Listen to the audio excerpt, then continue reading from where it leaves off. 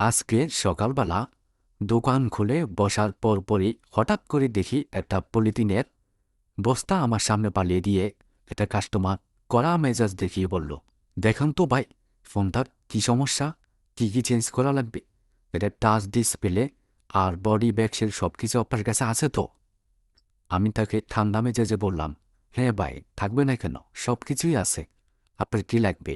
যদি আমার কাছে না থাকে তাও আমি পাশের দোকান থেকে হলেও এনে দেব। সে বলল, ঠিক আছে ভাই, তাহলে আমার ডিসপ্লেগুলো সব কিছু চেঞ্জ করে দেন। আমি তাকে ঠান্ডা মেজাজে বললাম, আচ্ছা ঠিক আছে ভাই, বসেন, আমি দেখতেছি। সে একটুখানি বসার পরেই আবার দাঁড়িয়ে বলল, ভাই দেখেন তো, টাচ ডিসপ্লে চেঞ্জ করার পরে সব কি আগের মতো থাকবে? কোনো কিছু ডিলেট হয়ে যাবে না তো? আমি বললাম যে, না ভাই, কোনো কিছুই ডিলেট হবে না। দেখেন কিন্তু আমার কিন্তু ডকুমেন্টস আছে। আমি তাকে আবারও বললাম, কোনো সমস্যা হবে না, যা আছে সব আগের মতোই থাকবে ইনশাল্লাহ, কোনো কিছুই নষ্ট হবে না। আপনার আমানত হিসাবেই পাবেন, কোনো কিছুই হবে না।